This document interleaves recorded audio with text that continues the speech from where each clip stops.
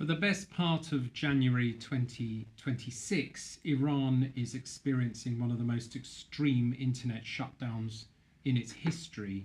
Today, we're pleased to be joined by Kaveh Ranjbar, the CEO and co-founder at Whisper Security, to discuss Iran's digital airlock. Following that, on the Internet Seriously, at the 2026 World Economic Forum in Davos, Microsoft's CEO asks, should we choose to use AI more? What's that all about? This is the Internet Seriously. Hello, I'm Lucien Taylor, an engineer in Oxford. I use AI every day and I'm fascinated by some of the topics here, and we all depend upon the internet, and I'm really interested in this topic of Iran's digital airlock. It wasn't meant to be shut down or shut downable, the internet. Hi, I'm Emily Taylor, also in Oxford, and as a policy person who's really been working in and around the digital infrastructure, the internet infrastructure, for 25 years, we have been brought up to believe that the internet is a very resilient network that can survive outages or be resilient against outages. And for me, it's a great pleasure to talk to Kaveh Ranjbar, who's an expert in this area and has published an amazing analysis of what's going on in Iran. For a policy person, this really illustrates the intersection between technology and politics, and of course not forgetting the immense human cost of what's going on the ground in Iran at the moment. So very excited to talk to Kaveh about what he's finding. I'm Nathan, also in Oxford. Looking forward to, again, talking about AI and discussing some of the issues that is facing Iran at the moment. So finally, that's enough about us, Kaveh. Really pleased to have you on at such short notice as well. But this is an incredibly important topic. But first of all, just a little bit about you. You served as the Chief Information Officer at RIPE NCC, the Regional Internet Registry for Europe, the Middle East and other parts of Central Asia. Also, you've worked with RIPE Atlas. You're credited with architecting the K-root, one of the Internet's 13 root name servers. You've really been deep in the stack there. Also, ICANN's Board of Governors. And now at Whisper, under your leadership, you're a founder of Whisper Security, moving from reactive to predictive security. Really fascinated by that. But before we talk about the situation in Iran, Kaveh, just what's happening at Whisper Security right now this year? So thank you, and hello everyone. Thanks for having me. Yes, basically, I mean, the whole idea of Whisper was quickly, as you mentioned, I was mostly in decision-making side of things, either execution or policy decision-making. But I figured out I can be much more effective if there is more support for decisions. So basically providing insights, information, which supports decision makers, because I learned no matter how wise they are, in the rush of making decisions, it's really hard to make good decisions without proper information. And there is a lot of, there's a big gap for infrastructure information, internet routing, basically internet control plane. Which I thought can be effective if we be able to provide that data in a way digestible for policymakers or decision makers. So that's the whole idea. Kaveh, if I may say so, you have published an amazing analysis of what's going on in Iran, and it really made me reflect that, for many of us, the internet routing community, it is almost a community apart. Routing is such an important thing that we rely on every day, and I think very many people, even people who are involved in technology quite deeply, don't really understand routing. And I think what I loved about your analysis is the way you present it in bite-sized chunks. It's clearly rooted in very deep analysis, but it's not very heavy. And you're continuously describing the implications. So I really recommend it. Anybody who's listening or watching this, please do take a look at Whisper Security's analysis of the Iran situation. Kaveh, If I may, could you just give us a thumbnail sketch of what has been happening in Iran from the routing and internet perspective since the 7th or 8th of January this year? Yes. So basically, it's Iran is offline, as we put it, but the connection is heavily disrupted on different layers, including routing. But maybe I give a quick image of how internet used to work in Iran and how it was architectured in the past 10 years, basically, to be at this point. Without getting too much technical, basically, I mean, internet as a whole is an emergent system.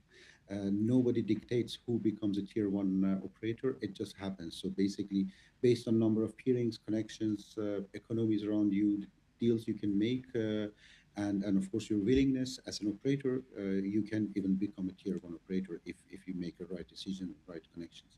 So and then this emergent pattern happens basically in an organic way. So if you look at the routing table generally, in globally you have a few tier one operators. Within each country you have a few big ones, but it's complete freedom. I mean, it's basically technical implementation of free market, I would say, is BGP, because you choose as an operator, let's say service operator, British Telecom, you would decide, hey, I want a connection to Deutsche Telekom, and I want a connection to Orange, or I don't want a connection with Vodafone, for example, right? It's completely your choice.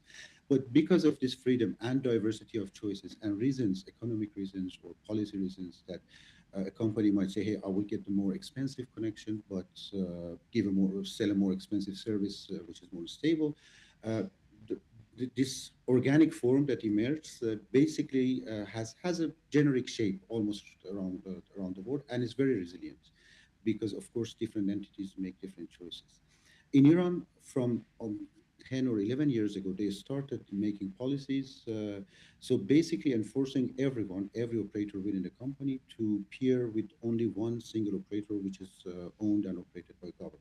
So, if I So may, that's, sorry yeah, to Kaveh, sorry to interrupt you of there. course. I just want to break this down into sections. So, the premise, the Sorry. basic design of the internet was, if Mhm, we go back to the Windsurfs and mhm, the great three who sort of put together these protocols, is you've got these very good protocols, fixed protocols, the what's called the internet protocols of packet switching, very simple mhm, formats, and a grid design that the premise was designed to withstand war and bits of the network being taken out.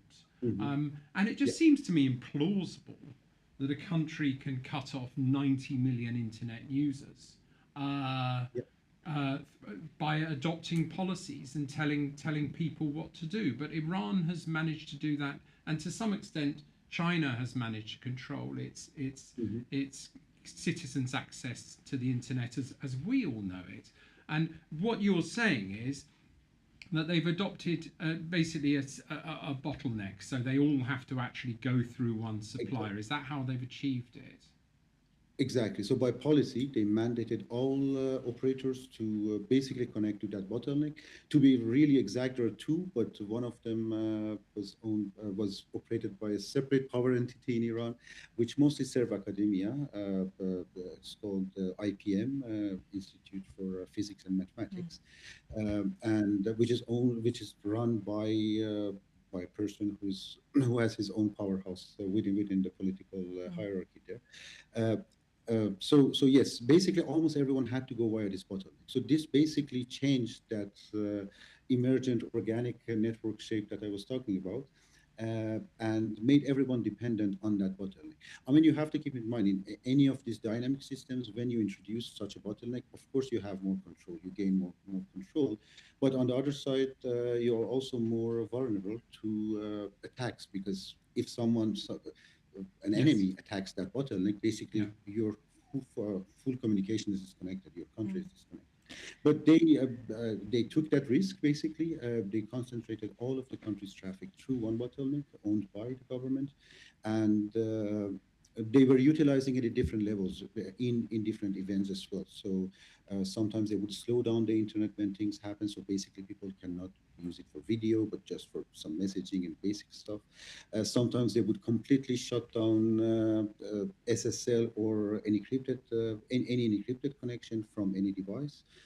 Which means people cannot access many sites, but it's still internet is connected. And in this case, the recent one, Emily, to answer your question, they basically did everything they had in the box. So they severed the routing. Not so within that bottleneck, they decided who should be connected, who shouldn't be. So at the very beginning of the event, they basically dropped all the networks, but gradually, I mean, when I say gradually, this is a window of 8 hours. They brought some of them back, but not the consumer parts of them. So let's say a mobile operator was back, but none of the prefixes which would be an IP address which would connect my phone to the internet were back. It was mostly like their infrastructure. Kaveh, can I just ask on yeah. that point? Because Mhm. I was really, I hope you can help to explain this to me. That you and others have described this sort of BGP scream, so that Mhm. it seems like there was a sudden flooding of the BGP environment. Yeah. And why? What impact would that have? And Mhm. you're describing is like what that seemed to create a crisis, a disconnection, or sort of a Yeah. mess, and then what emerged out of that was almost a different topology. Is that correct? Yes. So basically, I mean, what happened? I mean, the part when the event happened that they started to disconnect, what we referred to as BGP scream, which I think actually characterizes it well, is the internet has a control plane. So normally, when right now when we're talking, our data goes via the data plane, but control plane is where BGP, where every network says, "Hey, I'm here and I carry these networks." Correct. So Yes. it's a network of messages that everybody listens to. Every operator, almost 100,000 operators globally, they listen to and they send messages. Say, hey, I'm back online, or I'm going offline, or I have this new network. When that happened, the rate of the messages which were going through that channel regarding the network in Iran, almost I think jumped by 20 to 25 times within a short window. And that's what we call a screen, because on that control plane that everybody in the world listens to basically know what's happening. And I'm simplifying things because it's not one feed. You tell your neighbor, and your neighbor tells your neighbor. But basically, if someone sends a lot of messages, everybody relays a lot of messages, correct? So And we saw there are a lot of messages, like everybody saying, "Oh, this is moved in Iran. This is down. This is up. This yes. is down," within a short window. So that's what happened. And these are also not good for a global routing regime, but that's a different story. And what can the rest of the world, the internet community, how can they protect not just consumers or citizens in Iran from being cut off from the internet by just one Mhm. state authority, but also the rest of the world who may be fearing their own uh, governments or whatever mediating and moderating their Yeah. content and restricting it? What lessons are there to learn? I mean, Mhm. can we serve those citizens? Can we put a satellite above them? Can we put a ship near them that can route this internet data on their behalf? Yeah. So it's actually a very good question, but simple and complex to answer. The simple one is there is no single solution, and the more complex one, because it's, as Emily mentioned, it's a really delicate balance between policy and technology. Because of course, BGP and routing allows for this, because for creating a bottleneck, because by design it should be this flexible, so it can be this resilient as well, correct? So there is no cutoff there, but there might be some policy or some way from a political perspective or policy making that hey, as a government, you shouldn't be able, or you shouldn't be able basically to do this, to mandate your own providers. But then it goes to the sovereignty discussion, so it's very complex. Very What I complex. can say is, in many countries, this is way beyond the point that it can be controlled. At least not overnight. Let's say UK or Netherlands, it's there are thousands and thousands of operators within UK. I think top of my mind, I think at least 10,000 or 9,000 active ASs. Maybe Right, there more. you go. I think there would be a riot if you started mandating one to Yeah, be the and winner. they have made a lot of choices. Like it's not only that how many thousand within the country. Each one of them have made choices to whom they connect outside of UK in exchanges. Some direct to US, South America, Yeah. Africa. Correct. So it's that would be really hard now to pedal back from that. I think It's not that's a impossible, really but important point. We're going to hand over yeah. to Nathan for a few questions, but I think one of the things I wanted to sort of discuss with you is like we do hear about internet outages in some countries, particularly during moments of disruption in the on the ground or political protest. So, and one of the things that I'm understanding from your comments is not really possible for most governments to do what Iran has done because of the way that the network has been created organically with multiple connections, which then have multiple connections, and there isn't the single point of control. And the thing that really struck me about your analysis, and it reminded me of a paper I was reading back in 2011, which noted that Iran was using a lot of private IP address space for the domestic network, and they were sort of wondering what that was about. And it strikes me that what's happened here on the ground in Iran in January 2026 has been in the making for many years, if not decades. But Nathan, you have some... I mean, I'm just curious as to whether there's, anything that that can be done to kind of get around it in the short term for those people who need access to, something to, whether it's their business or, to communicate with other people. If there's any way to get around, maybe in the short term, this block. Again, that goes mostly to the access layer, because from the network, that they own the network with this design, so there is no way around that at the moment, right? I mean, they own the bottleneck, and there is no way. It's not possible to basically connect a provider directly to an external one right now. You need physical infrastructure and everything. But of course, for example, Starlink is a solution, but we have to keep in mind. I mean, if you're talking about like policies and effects, of course, things like Starlink are solutions, but that's another type of bottleneck, correct? Because you're just shifting a centralized control from a government, which of course we don't trust, to a company which we trust and we think operates within jurisdictions which we might have control and everything, but citizens of that country might not have control over jurisdictions. Yeah. So it's a complex question if you want to think about it long term, but in short term, immediate term, the best solution is at the moment is basically low orbit satellites, which provide high amount of bandwidth, low latency, accessible. But that also comes with security risks. They are detectable, and they're also expensive. And then anyways, you have the device. So if they come searching your home, which I've heard in the past few days, they come randomly to people's homes, not only searching for Starlink, but they even look at their mobile phones if they have photos or videos or things like that. So it's there is a two-sided risk as well. I was also... Oh, sorry. Sorry, Emily, carry on. Kaveh, just building on this point. So, the two methods that you would kind of reach for in that sort of situation are a virtual private network, which would disguise the location of the person accessing the network, and also the Starlink, the use of satellites.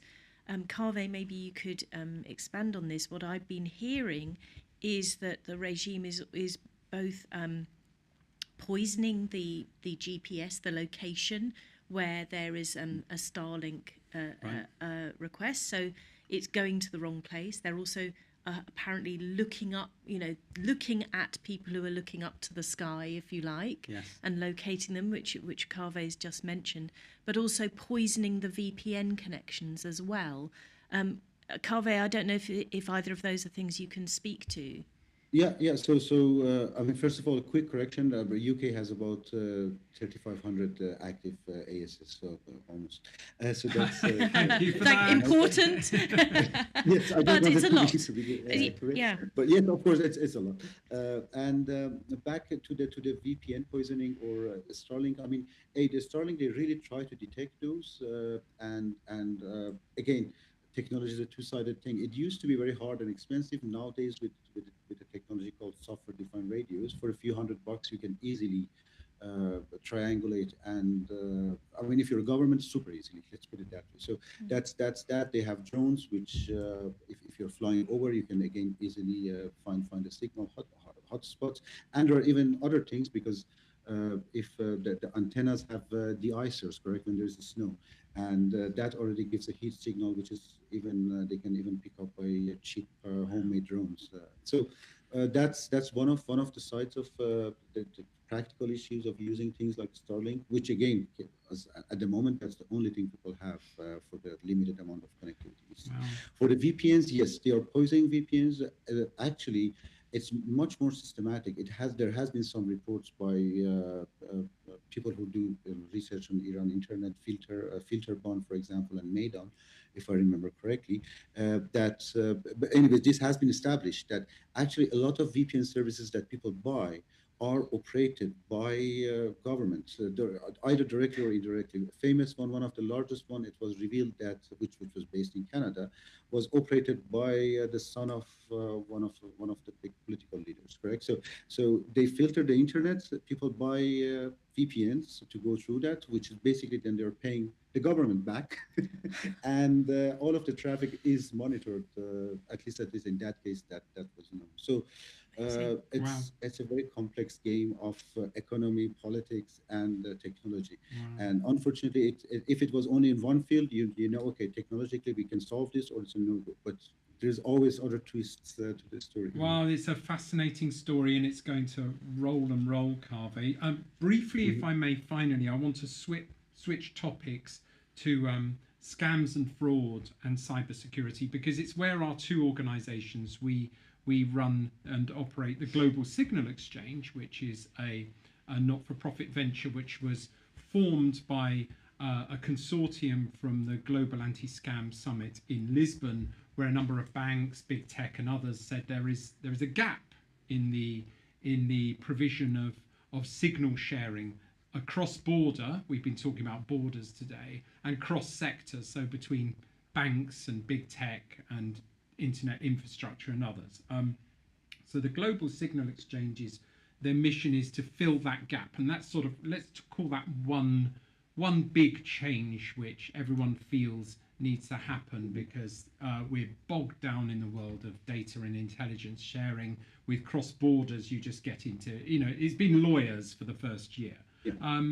You're in the world of predictive cyber attacks. You are in the world of we're talking about systemic distribution of intelligence signals. You're helping everyone understand what's happening and moving into predictive technology. If I could put it to you, if you could make one recommendation, one big change. We've said there needs to be better cross-border data sharing. What would you propose to sort of reduce systemic internet harms, scams, and abuse? Yeah, it's that's something that's also on my mind almost every day these days, because the scene is changing so fast that whatever we think about is evolving like really fast in front of our eyes. Like in the past few weeks, I see a few major software services or companies have stopped paid bot bounty program, for example, because there are so many AI submissions that evaluating the submissions makes it useless. But you can imagine the effect of not having the bounty program. I mean, they all also know that. But a package I was reading, a service which was receiving almost like about three submissions per week, and then per month one or two of them were paid out, and now receives almost more than 1,300 a week. So it is like so they cannot manage it, correct? And I think same goes for signals. I mean, what we see about like the signals that are received now with the machines trying to attack or processing the signals, the rate was, let's say, normal tools, signals or decisions per second. Now we see systems which make 100 or 150,000 decisions per second. It's Yes. unbelievable how they can evaluate. So yeah, so we need a lot more processing, a lot more data, and we have to find a system where we evolve really fast, because these tools and machines are evolving way faster than we make, especially policies. Because they support evolution of technology themselves, but evolution of policy, that's something we humans need to speed up. Hallelujah to that. I totally agree. We've been sitting in meetings where many people are saying the same thing, but some people, unfortunately, are still talking about online forms and paper processes, and still sort of and review periods of 72 days. If I was a scammer, I'd love this sort of quagmire. I can imagine. Yeah, thank you. Thank you so much, Yeah. Kaveh, Yeah. Ranjbar. Thank you. Kaveh, wonderful to see you again, to talk to you again. Same here. Thank you for sharing your incredible research. I really recommend it to anybody who's interested in the intersection of politics, policy, and technology. Great to hear about your new venture of Whisper Security. So best of luck with that. Thank you very much, Thank you. Kaveh. So Thank you very long. much. Thank you. Yes. One Bye. final method. Just a final question for the audience, really. As more nations build internal internet information networks to protect their domestic infrastructure, are we moving towards a future where the global internet is a luxury for the few and a restricted national intranet is the standard for the many? So a question to you all: where do you think all of this is going? Thanks very much. It's time for... Thank you very much. It's time for our Guilty Pleasure Online.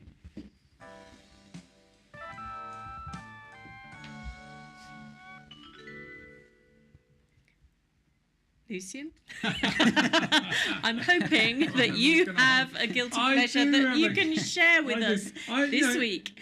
Guilty pleasure is a guilty pleasure online. This is probably the most boring guilty pleasure I could ever have dreamt up. But basically, I've been, this is my honest answer. I've been looking for the last few weeks, I think, at bits of kit that you can put on a ceiling above. You can bolt it to the concrete ceiling above a suspended ceiling in an office, because that's the space we've got to work with.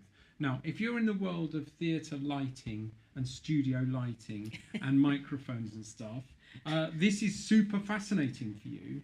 And it's super fascinating for me, because we're about to move this podcast studio, into a much bigger space.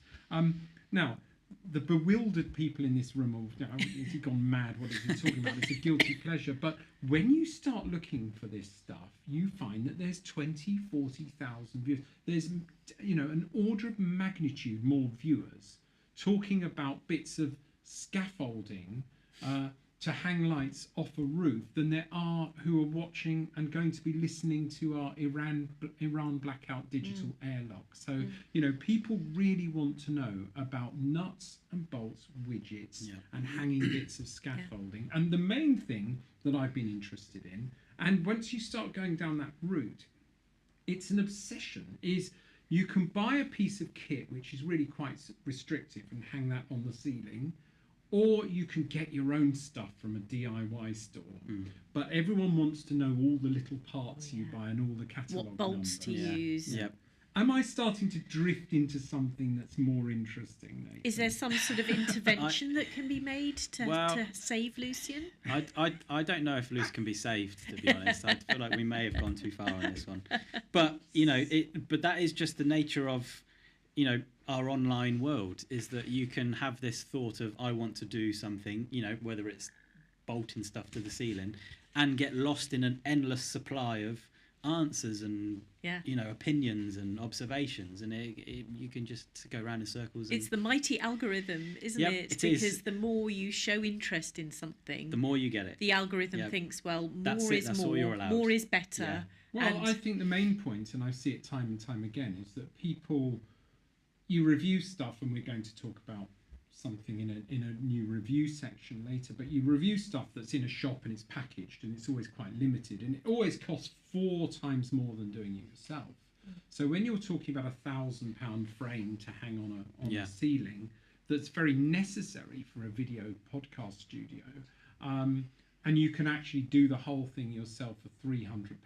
People are fascinated because they want to know how, and they want all of those geeky bits, and they have an insatiable appetite for it. And for me, I think that's what the internet is really great at, and it's a fun thing to do. Yeah, it's YouTube University, isn't it? Really, it is. Yeah, you can learn anything you want on YouTube. Really, I mean, we're in the process of just starting early process of getting an extension, and I already know that there's going to be things where I'm going to be like, well, can I do that myself? Can I lay the floor in myself? And and straight to YouTube.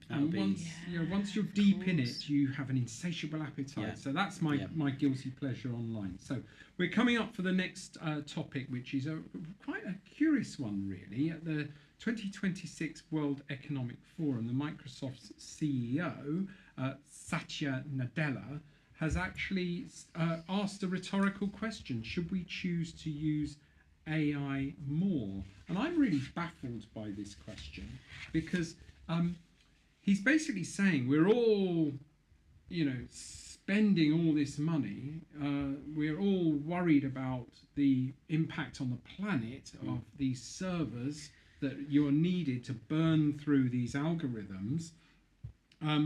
So basically, society is investing more in the future, but it will remain a tool only used by the big tech and wealthy nations, and risks becoming a speculative bubble. Emily, he urged a move away from AI slop, low-value AI-generated content, towards what he calls cognitive amplifiers that actually solve complex problems. I did want to just. Yes. I've been asked to correct something on the Grok algorithm that was used to enable people to generate nudify images, and there's been a huge debate about that. Abusive images, including CSAM, that these images are not just being generated privately in people's houses in their own domain, but Twitter has enabled a way that in comments you can put a Grok trigger in there, and it can be generated on other people's feeds in their comments. So you can actually, you could go onto presumably someone like Taylor Swift's feed, put a comment in that actually contains a Grok trigger, and that will sort of nudify the person remotely. So it's an important distinction, because actually it's then sort of happening by robot at a distance from the people who would be held accountable for those images. Yeah, that's an important correction. Thanks a lot. And back to the question about sort of AI slop versus, using AI, harnessing the power of AI to solve really difficult, important questions. We know we're not really going to be able to make progress on climate change, on exploring deep space, on major medical type of discoveries like, protein folding or things like that help to solve dementia and horrible diseases like Parkinson's. AI is going to be an important part of solving those. And yet, it's back to the internet is this incredible thing that if you took somebody from the deep past and put them there now, you say, look at this box, which is a phone, you have access to all the world's literature, all the world's information, and what are we actually doing with it is watching rubbish videos or doom scrolling and using it. And in fact, two things came to mind this week that sort of illustrate that. Andrew Campling, good friend of this podcast and a great colleague, posted on LinkedIn, it's like, stop putting AI generated rubbish comments on. It's just ruining the environment in LinkedIn. And also the team ourselves, we were looking at some forms, and people are already developing the ability to spot AI generated writing, because it always has the same look, doesn't it? It's very confident, it's really well structured, but there's a paragraph at the top, there's 3 bullet points with some bold and everything, and you see it and you're like, oh, so there's the sort of the tool that is incredibly transformative that we need to do difficult stuff. And of course, we're human, so what do we do with it? We make cats do silly things. Yeah. So there's two aspects to this, I think, and it's not, there's one way you could look at this and say, hold on, you guys are building this stuff and you're telling us that we need to become better dependent upon it the right way, not the wrong way, which will become obsolete very quickly. First of all, just thinking about this as what they call a community-first infrastructure, it is a colossal investment that, Microsoft and OpenAI, they're building Stargate, a massive $100 billion data center. Community first, they're paying their way, they won't raise local electric bills, they're water positive, they will replenish more water than they consume for cooling, and local economics, they won't skip property tax breaks, which the government were talking about. You build data centers here and we'll give you a tax break. Yeah. They're going to skip that and put that into schools and hospitals. So there clearly seems to be a pressure to make this more acceptable to the local communities. But they're basically saying we know that this is not going to work, and their strategy in this discussion seems to be a complete inversion of workflows. So what they're saying is, don't just glue a bit of AI onto old ways of doing things. Yeah. Actually rethink the way you're doing this. So Nadella argued for a complete inversion instead of fitting into these old jobs. You've been putting AI in and looking at cluster analysis and graphics and stuff into the world of scam and fraud intelligence. Is that you doing an old job and bunging a bit of an AI into it, or is it enabling something you would never have been able to do before? It's enabling something that would otherwise take an extremely long time, and I think Emily hinted on this, that, there are things that AI can just do better. It can do things a lot quicker and a lot simpler and provide you with the results that you need to solve complex questions that people have. Thinking about the way that question was posed, should we use AI more? Should we use AI less? Because it seems like our first instinct when we're questioning anything is to shove it into AI. If we want to, comment on something, if we want to generate an image, it's all AI. And, should we be thinking about that before we just go ahead and just ask these prompts? And that's me looking at it from an environmental point of view, where we're looking at energy consumption and the amount that's used to generate these images of things that are probably, not life-saving.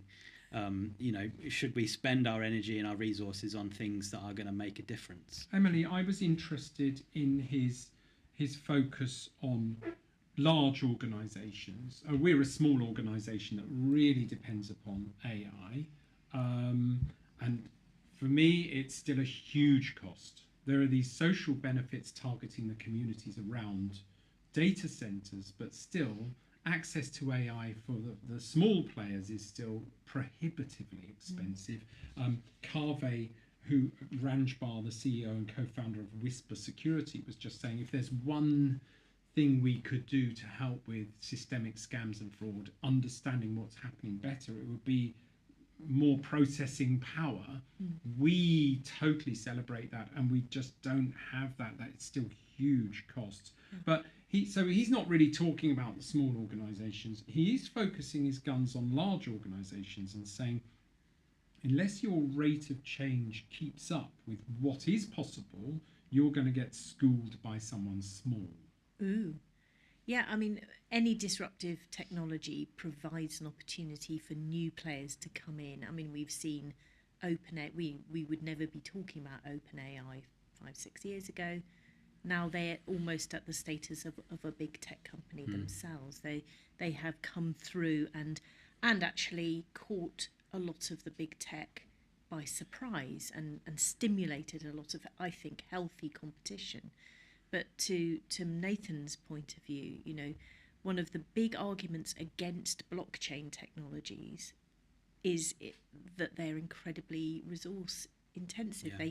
They are really damaging from the environmental point of view, and we know that about AI, but AI in a way is having the impact that we thought blockchain might be having, is that it's hugely resource intensive. Like, people are being advised not to say thank you to their chatbot, because just the sort of, well, you're very welcome and may I compliment you on your wisdom and all of your great other attributes. Just having that little polite exchanges is really expensive computationally. I do want to revisit, maybe when we have Alice and James, some of the research that we're doing, which exactly illustrates your point, Nathan. We would never be attempting it with people. We just wouldn't be able to. And actually doing the human review as part of our own quality control is hugely difficult and very, very expensive from a human resource point of view. So AI for research is fantastic. I think that obviously has to be a human in the loop, but there are things that you can attempt through AI that you would never dream of doing otherwise. Personally, I agree with the CEO's warning, the Microsoft CEO's warning that, don't get left behind. In my experience, Emily, you called yourself a recovering lawyer. I think the legal profession, love them, know quite a lot of them, but still very, very held back in technology. My observation is there's a culture that sort of engineering is a bit funny and sort of not very, very intelligent, and databases are slow to adopt. And what you're seeing with AI is a lot of legal conveyancy type work. A lot of that intellectual work is being replaced by those smaller organisations who aren't thinking disruptively about their own organisations. I think it's really an uncomfortable moment for the professions. And when I think back to my training time as a junior lawyer back in the 90s, one of the things that big law firms could really do, which small law firms couldn't, was they had huge precedence libraries, meaning they had lots of template documents that the fee earners themselves had drafted and made available to everybody. That meant if you wanted to draft a lease as a know-nothing trainee like me, you could find a really good draft which had been done by the firm. Now that is available to everybody. So lawyers and other professionals have to think, where are we actually adding value? Because any of us could draft a decent enough agreement, but we might not understand what it means. We might it's a bit like the W.H. Smith wills. Why not just buy one? Well, most people get themselves into a complete mess when they don't also have the knowledge and legal training that goes with it, so you understand what the pitfalls are. But I'm afraid it's going to mean that fees are going to have to be less. Thank you very much. Now I'm happy to announce a new section, which is our review section. So this is a new part of our podcast as we're evolving. We're moving away from sort of shopping and products to more reviewing technology, products, things that we like, things that we don't like, and talking about those as experts in the field of technology. So my topic for today is one that I've actually chosen because I've been banging my head against a brick wall for several years now. And I asked the question, what has happened to Sonos? What has happened to the music technology Sonos? Basically, Nathan, can you just give us a potboiler of what Sonos is? Yeah, Sonos are a commercial provider of home speaker systems. They range from, as you can see maybe behind us, a very small Sonos One. That's quite an old one now, where you could effectively have, that is effectively a smart speaker. You can, some of them have got Alexa built in. You can talk to them, ask them questions. But it's really about having wireless music throughout your home. You connect a speaker to the internet. You have a Sonos controller somewhere that can talk to all of them. That's usually on an app. And then you can play music and you can tell it to play in certain rooms. You can tell it to play, wherever you want to. And I think for the longest time, Sonos have probably been the only ones in the consumer space, they've pretty much dominated it. So, And it was a game changer, wasn't Yeah, it? Back it in was, the day. absolutely. I'm going to You come know- back to you about, what we call closed systems versus open systems. But Nathan, did you ever invest in Sonos yourself? I'm heavily invested in Sonos. You still are, I still am. and you're using it every day. Every single day, without Yeah. fail. Now, How's it going? Very good. I have no problems with Sonos at all. And I may be one of the few that have zero problems. I also have only got Sonos in one room of the house. So I'm not doing multi-room broadcasting of music. We basically use Sonos for our home theatre setup. So we have the big Sonos Arc underneath the TV. We have two Sonos ones behind for the surround sound and a big subwoofer behind the TV to deliver the bass. Thank you. So one room, surround sound. Yep. Not all quite close to each It's other. the sound bar's connected to the TV via a wired HDMI interface, so Yes. there's no wireless thing going on there. The satellite speakers are wireless; they do connect via Wi-Fi. There is the occasional, moment where I have to reset them because they've lost their connection, whatever. But they are really old speakers.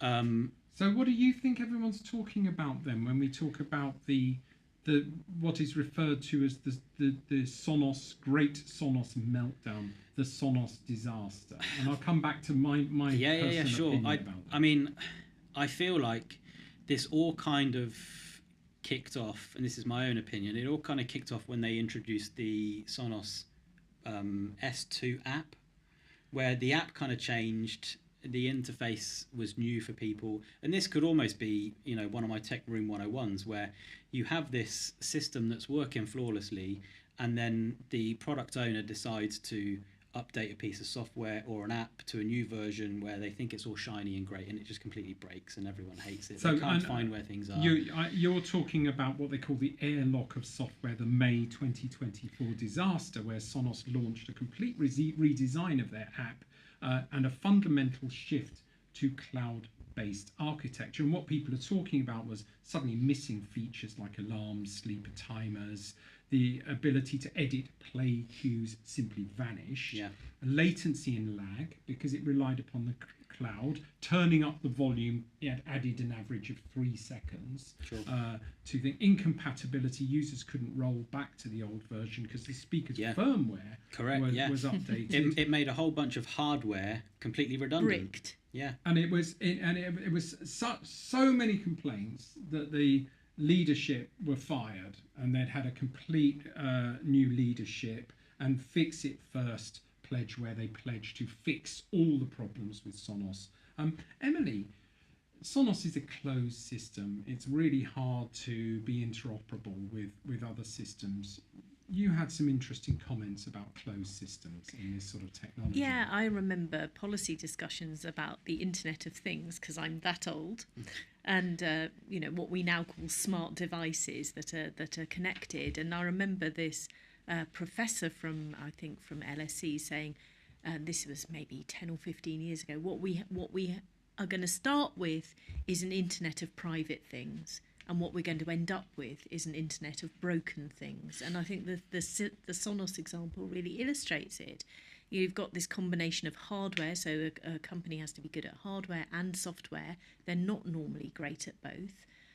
They make a change, and that affects the functioning of the hardware. I must say, as a user of Sonos, I've gone from just being able to do it without thinking to now no longer attempting it because it always goes wrong. And I wonder whether the difference, Nathan, between our setup and yours is we have multiple rooms and also multiple people wanting to play stuff. Thick walls, poor Wi-Fi connectivity. Yeah, and that will all have an impact unless you've got your house, wired with Ethernet and in every plug socket. And it's just you're going to. Well, constantly a nasty surprise. Yeah. It's not true of all protocols, is it? Because our Philips Hue system, which is throughout the house, works flawlessly with those protocols. Yeah, but this one's going through the internet all the time. Yeah, and the Philips Hue one has a physical box that it connects to, whereas the Sonos ones, there is no physical box. Well, that's other than there'll be some controllers within the speakers that enable you to access things wirelessly over Wi-Fi. But yeah, as we were saying earlier, we both have Philips Hue, and that both works flawlessly. It works flawlessly for you, and it works flawlessly for So me. the current status is the app is functional again, but a deep rift remains between Sonos and its power users, and there's a trust gap. And many owners have begun selling their gear and moving on to competitors like Blue Sound. I actually was searching for this and found on the Sonos support forum itself, people are discussing on the forum good, reliable alternatives to Sonos. So Sonos itself is facilitating conversations with people about how to get off. How to get I away feel from for them. Sonos. They must be. Well, the Wall Street is very lukewarm about the company because there are remaining bugs, ghost speakers. People feel that they bought forever hardware but were bought into temporary software. So well, I think that is the the policy issue that comes back from lots of journal papers is you're moving from something that you thought you owned into something that can then become a brick overnight because of software change. And the Sonos speakers is a good example of that, where you rely on their software to make them work, because none of them, I say none of them, very few of them have a physical connection where you can input or connect via Bluetooth. There's only a few of them that you can connect via Bluetooth.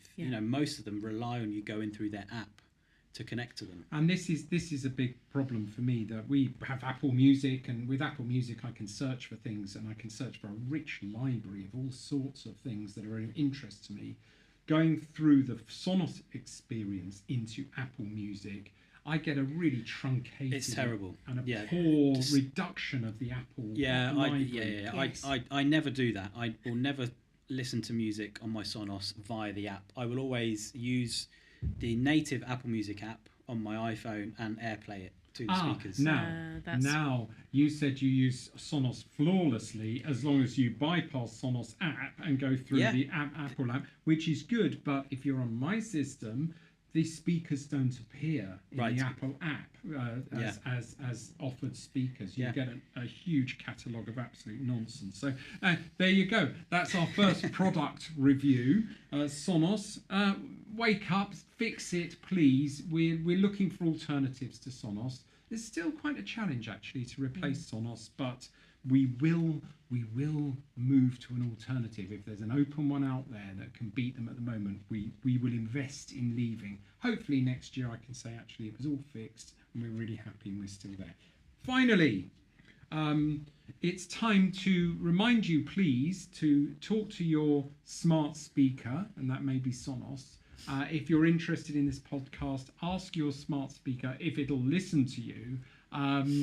To play the podcast, The Internet Seriously. That's now, and we've also got some social media sharing links below. So please like and follow us on the social media.